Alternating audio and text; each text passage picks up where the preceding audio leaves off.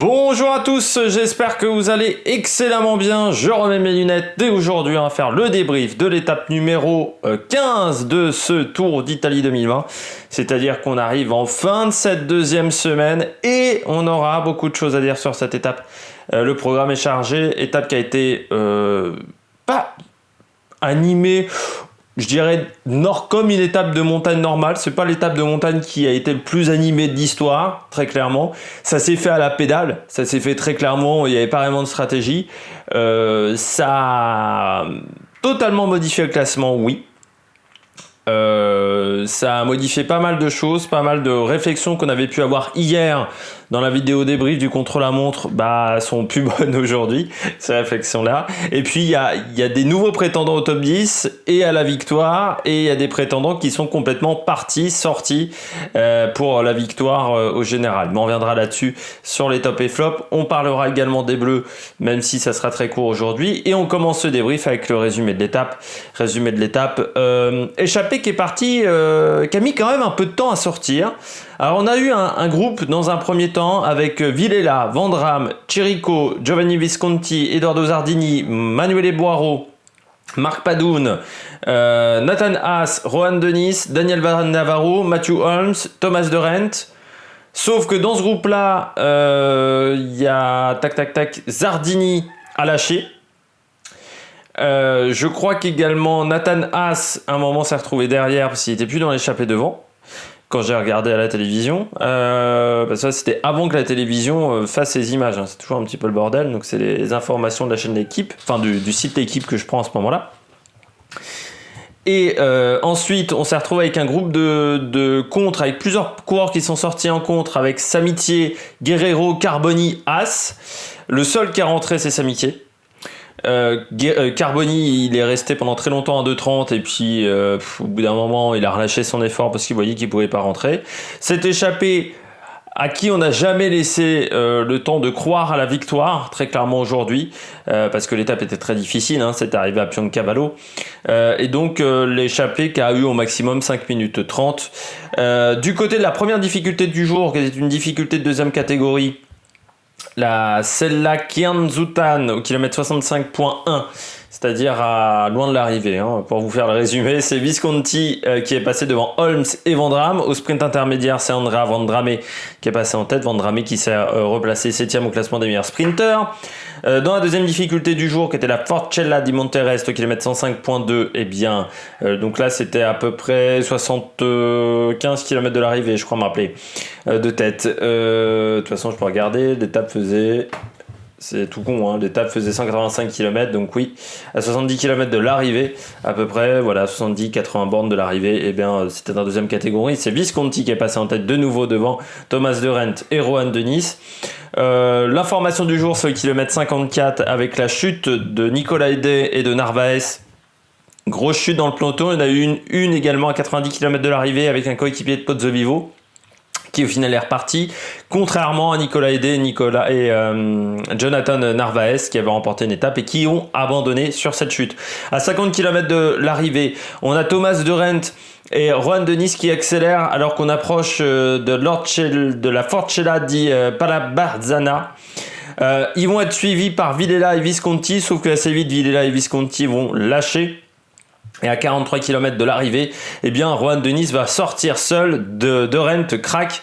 Et donc, au sommet de cette Forcella di Palabarzana, c'est Rohan Dennis qui est devant de Rent et Visconti. À ce moment-là, dans le peloton, la Sunweb commence à se montrer énormément aux avant-postes. On sent que Kelderman a envie de tenter quelque chose aujourd'hui.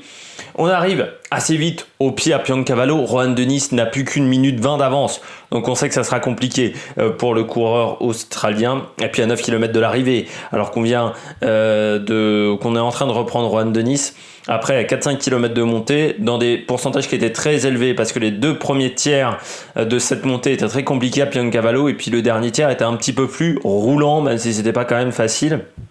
Et à ce moment-là, c'est Fuglsang qui lâche, qui fait un écart sur la route. Dans un premier temps, Nibali revient, puis il va exploser. Pozzovivo, lui, est déjà lâché derrière Fuglsang. Maika aussi va lâcher, va revenir dans un premier temps, puis relâcher un peu sur la fin, mais il finit quand même 5e de l'étape. Et à 7 km de l'arrivée, c'est Almeida qui va lâcher et qui va perdre un petit peu de temps. Et au final, Geoghenaert s'accroche au groupe avec les deux Sunweb, où il y avait Kelderman et j'ai oublié le coéquipier de Kelderman qui était Jane Lay. Et à la fin, c'est Geoghenaert qui s'impose sans véritable opposition de la part de Kelderman, qui était, c'est vrai, très employé dans cette montée. On passe tout de suite aux Bleus. Du côté des Bleus, j'ai toujours pas l'information sur Procast Cycling Stat si Arnaud Démare est rentré dans les temps. Normalement, il est rentré dans les temps. Les délais étaient de plus de 53 minutes. Donc normalement, sur une étape comme ça, on y arrive quand même s'il y avait pas mal de dénivelé positif. Du côté des coureurs français, moi j'ai décidé de mettre en avant, bon déjà Aurélien Paré-Peintre, on peut le mettre en avant. 25e de l'étape, il finit à 5,51. Il est maintenant en général à 18e au général, mais il est quand même à 4 minutes de Zacharine et à 6 minutes de Samitier qui sont les deux coureurs devant lui. Donc il est 3 minutes devant Castroviejo. Il commence à rentrer un petit peu dans un no man's land, c'est-à-dire où ça sera compliqué de récupérer des places et où il va avoir du mal à se faire dépasser également. Donc en termes de motivation, il faudra voir. Après, moi je m'attendais aujourd'hui qu'Aurélien Paré-Peintre attaque vu l'écart qu'il a au classement général. 26 minutes, on peut se dire que Samitier a attaqué aujourd'hui alors qu'il est à 20 minutes, donc on l'aurait laissé partir. Après, est-ce que c'est son objectif? C'est la grande question qu'on peut se poser. Moi, je voulais surtout signaler la bonne place encore de Stéphane Rossetto. Stéphane Rossetto qui a fini, hop là, 21e, c'est-à-dire devant Aurélien Paré-Peintre. Et Stéphane Rossetto, si je regarde son Giro, il est quand même pas mauvais. Hop là, je fais des petits changements. Alors au classement, il n'est pas dans le top 20, Rossetto. Il m'est pas indiqué au classement, mais il est 21e. Déjà, l'Etna, il avait fait 27e, ce qui était vraiment bien. C'est pas un pur grimpeur du tout, Stéphane Rossetto. Et je trouve que c'est un coureur qui se bonifie avec l'âge, parce qu'il a 33 ans. C'est quand tu regardes ses résultats de début de carrière, ses résultats... il a eu des très très bons résultats en tout début de carrière, où il avait remporté les boucles de la Mayenne et Tour des Pays de Savoie, et même le Tour de Gironde. Et puis il y avait eu un petit moment un peu plus compliqué, c'est vrai, pendant quelques années. C'est quand même un coureur qui a été chez Vacances Soleil. Alors ça, je n'avais aucun souvenir. 2010, il était chez Vacances Soleil. Alors ça, je n'en avais aucun souvenir. Ouais, en 2010, il y avait vu des bons résultats en passant. Enfin, pas si mal pour une année. Et après, il était allé chez Big Mat Aubert 93. Qui a été un petit peu une surprise, mais c'est un coureur qui, je trouve, se bonifie avec le temps. Et j'espère le revoir encore aux avant-postes. Pourquoi pas tenter sa chance dans des courses... Voilà, dans pas si longtemps que ça. Il a aussi remporté une étape du Tour du Yorkshire. Pour ceux qui s'en souviennent, ça avait été un grand moment. Eh bien, on passe tout de suite au bilan aux coureurs au top. Attaque de Marlou! Du côté des coureurs au top, je mets en avant Tao Geoghenaert parce qu'aujourd'hui, Tao Geoghenaert, il gagne l'étape. Il remonte au classement, juste pour faire un point classement général. Tao Geoghenaert, il remonte 4e. Il a gagné 7 places aujourd'hui, comme Jane Lay. Les deux ont fait une très très belle remontée. Il est maintenant à 2,57 de Joao Almeida, mais il n'est qu'à 2,40 en fait de Wilco Kelderman. Très très belle journée de Tao Geoghenaert parce que pour moi, c'était le plus facile aujourd'hui. C'était vraiment le plus facile. J'ai même du mal à comprendre pourquoi il n'est pas sorti genre à 2,5 km ou 3 km de l'arrivée, parce que je pense qu'il aurait été en capacité de reprendre une vingtaine, trentaine de secondes sans faire beaucoup plus d'efforts que ce qu'il a fait là. Par rapport à Kelderman, mais après il faut aussi pas négliger que Geoghenaert, c'est la première fois où il se retrouve véritablement leader.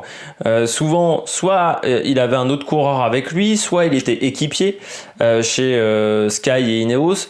Après, il aime l'Italie, Geoghenaert, parce que c'est un coureur, moi je l'avais vu au Tour des Alpes il y a 1 an ou 2 ans, je sais plus, où il avait été très très bon. Où il avait fait top 10, un truc comme ça sur le Tour des Alpes. J'ai peut-être même ça sur Pro Cycling Stats, parce que de tête je vais pas m'en souvenir.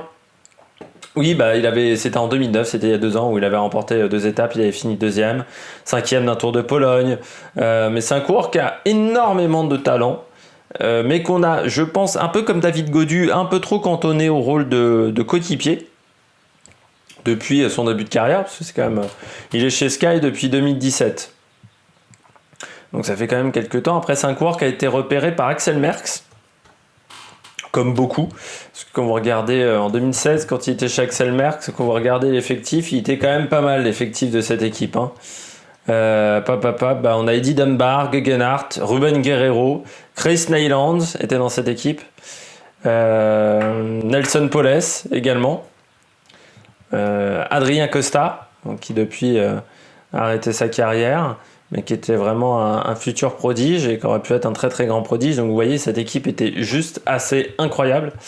C'est vrai que on l'a peut-être un peu trop cantonné au rôle d'équipier, et je trouve qu'aujourd'hui, avec le fait que Geraint Thomas soit tombé, alors ça ne l'a pas aidé quand même, parce que sur l'étape de l'Etna par exemple, il a perdu beaucoup de temps à cause de l'affaire Geraint Thomas, mais depuis il a fait une très très bonne deuxième semaine. À Rocarazzo il était 6ème, donc ce qui était vraiment bien aussi.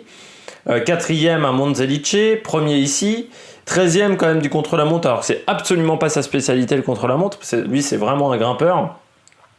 Tu te dis, il y a quand même un potentiel, et encore une fois il est qu'à 2,40, c'est-à-dire qu'en ayant perdu quand même pas mal de temps sur l'Etna, il n'est qu'à 2,40 de Kelderman. Donc c'est totalement récupérable pour un coureur comme ça, et vu il était tellement à l'aise qu'à un moment il regardait l'état de ses adversaires, il regardait comment était un peu comme Contador dans ses grandes années. C'est vrai que Jérôme Pinault sur la chaîne L'équipe a comparé ça à Björn Norris, mais moi ça me rappelle surtout Contador. Dans les grandes années, Contador était capable de se mettre à l'arrière d'un groupe et de regarder tout le monde, de jauger tout le monde, et puis après paf, El Pistolero, il en claquait une. Et ça, c'est quand vous êtes en très très grande forme que vous pouvez faire ça. Analyser, jauger vos adversaires, entendre la respiration de vos adversaires, ça, c'est quand vous êtes au top de votre forme. Et Guggenhardt, il est au top. Et quand il est au top, Guggenhardt, faut se méfier du coureur britannique. Deuxième, Kelderman, qui fait la bonne opération du jour également au niveau du général. Même si on a senti qu'il était quand même bien, qu'il s'employait énormément.